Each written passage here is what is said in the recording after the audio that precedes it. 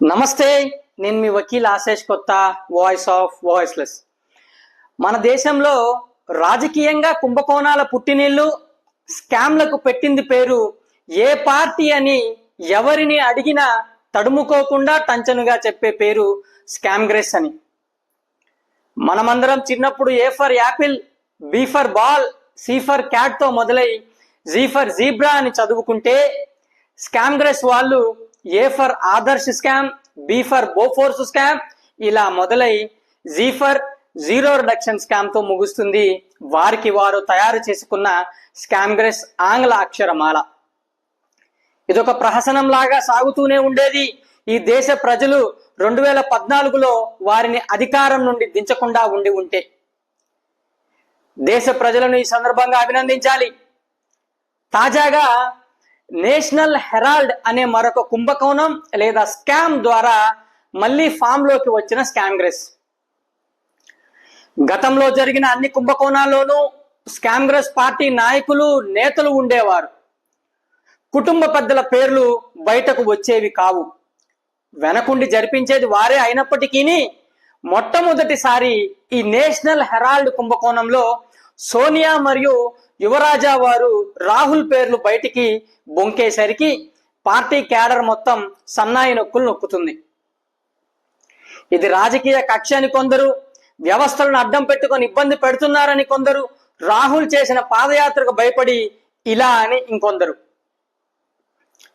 హాస్యానికి కూడా హద్దు ఉంటుంది అని మరిచి ఇలా హాస్యం పండిస్తూ ఉంటారులేండి స్కామ్గ్రెస్ వాళ్ళు అప్పుడప్పుడు.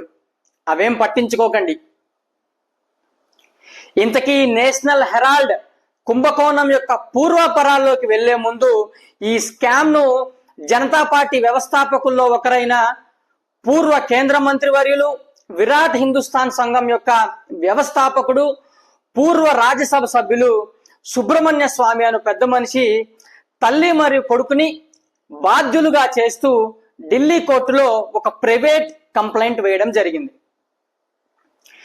ఇక్కడ ఆసక్తికరమైన విషయం ఏమిటంటే, ఇదే సుబ్రహ్మణ్య స్వామి 1999వ సంవత్సరంలో వాజ్పేయి గారి ప్రభుత్వాన్ని కూల్చుటకు జయలలిత మరియు సోనియాతో కలిసి వాజ్పేయి ప్రభుత్వాన్ని కూల్చివేశారు.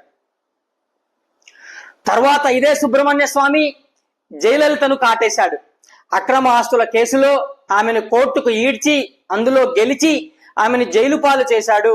ఇప్పుడు సోనియా మరియు రాహుల్ వంతు. ఇందులో కూడా సుబ్రహ్మణ్య స్వామి విజయం సాధిస్తారు అని ఆశిద్దాం. ఎందుకంటే ఆయన ఒకటి పట్టుకున్నాడు అంటే విజయం సాధించే వరకు విశ్రమించడు. ఇదే కాదు, రాహుల్ బ్రిటిష్ పౌరసత్వాన్ని 2003లోనే తీసుకున్నారని గతంలో ఎన్నోసార్లు ఇదే సుబ్రహ్మణ్య స్వామి అన్నారు. తాజాగా మళ్ళీ ఇదే అంశాన్ని తెర మీదకు తెచ్చారు. ఈ నేషనల్ హెరాల్డ్ కేసు ఫైల్ అయింది ఢిల్లీలోని మెట్రోపాలిటన్ మ్యాజిస్ట్రేట్ కోర్టు నందు 2012లో. అప్పుడు ప్రభుత్వంలో ఉన్నది ఎవరు? బీజేపీ ఎప్పుడూ కూడాను కక్షపూరిత, కుట్రపూరిత రాజకీయం చెయ్యదు. కావున స్కామ్గ్రెస్ శ్రేణులు బీజేపీ మీద పడి ఏడవడం ఆపివేయాలి. ఇప్పుడు మనం కుంభకోణం యొక్క వివరాల్లోకి వెళ్దాం.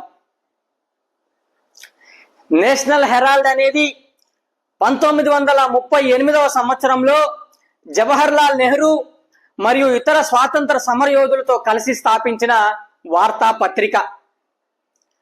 స్వాతంత్ర్యానంతరం కాంగ్రెస్ పార్టీకి నేషనల్ హెరాల్డ్ ఆస్థాన పత్రిక అయింది. అసోసియేషన్ జర్నల్స్ లిమిటెడ్ ఏజేఎల్ ద్వారా ఈ పత్రిక ప్రచురింపబడేది.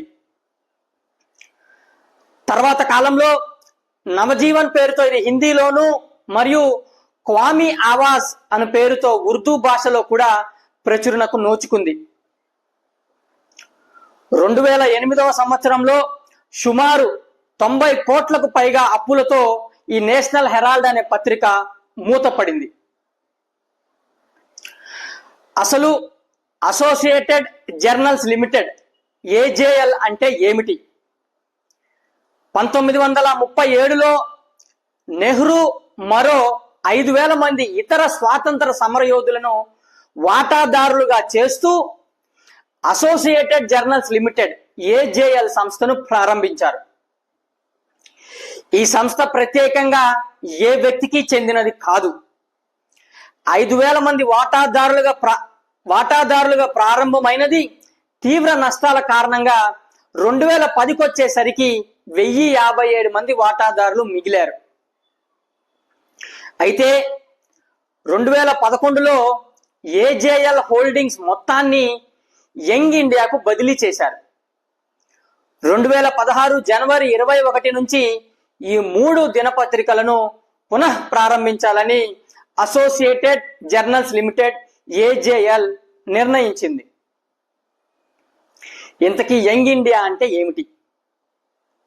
2010లో అప్పటి కాంగ్రెస్ పార్టీ ప్రధాన కార్యదర్శి రాహుల్ డైరెక్టర్ గా యంగ్ ఇండియా లిమిటెడ్ వైఐఎల్ ను 5 లక్షల మూలధనంతో ఏర్పాటు చేశారు.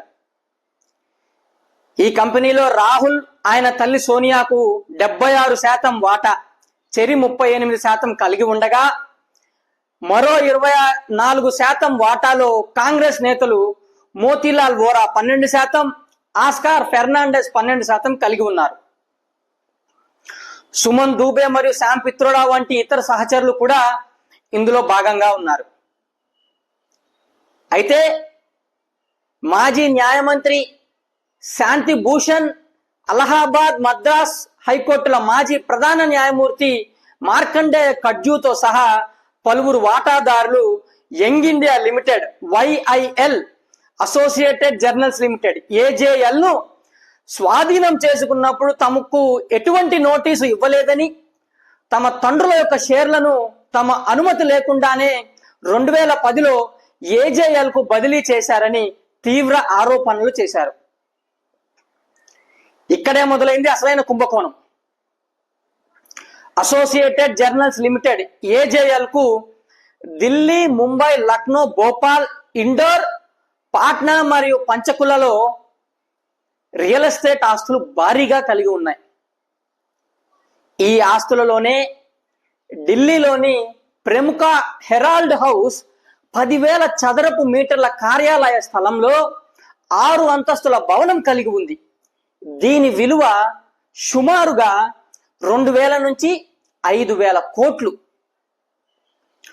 సుబ్రహ్మణ్య స్వామి 2012లో దాఖలు చేసిన ఫిర్యాదులో పేర్కొన్న ప్రధాన ఆరోపణలు ఏమిటంటే, సోనియా మరియు రాహుల్ యంగ్ ఇండియా లిమిటెడ్ ద్వారా ఏజేఎల్ యొక్క విలువైన ఆస్తులను కుట్రపూరితంగా మరియు మోసపూరితంగా పొందారని వారి యొక్క ప్రధాన ఆరోపణ. 2010లో ఏజేఎల్ బోర్డు తనకు ఉన్న 90,25,00,000 రుణాన్ని 50 లక్షల నామమాత్ర చెల్లింపుకు యంగ్ ఇండియా లిమిటెడ్ వైఐఎల్ కు బదిలీ చేయడం జరిగింది. ఇందుకు ప్రతిఫలంగా ఏజేఎల్ తన 99% షేర్లను యంగ్ ఇండియా లిమిటెడ్ వైఐఎల్ కు జారీ చేసింది. దీనితో సోనియా మరియు రాహుల్ కు చెందిన యంగ్ ఇండియా లిమిటెడ్ ఏజేఎల్ కు చెందిన 2,000 నుంచి 5,000 కోట్ల విలువైన రియల్ ఎస్టేట్ ఆస్తులకు ఓనర్ అయిపోయింది. 50 లక్షలు ఇచ్చి అందుకు ప్రతిఫలంగా 2,000 నుంచి 5,000 కోట్లు భలే కష్టపడి చెమట చిందించి సంపాదించిన స్కామ్గ్రెస్. ఇదండి స్కామ్గ్రెస్ చేసిన స్కామ్ క్లుప్తంగా. చట్టాలు చదవండి, హక్కులు తెలుసుకోండి, హక్కులకై పోరాడండి. ధన్యవాదాలు. నమస్తే. సాధ్యమైనంత వరకు మన దైనందిన జీవితంలో తెలుగులోనే మాట్లాడదాం, తెలుగునే ఉపయోగిద్దాం.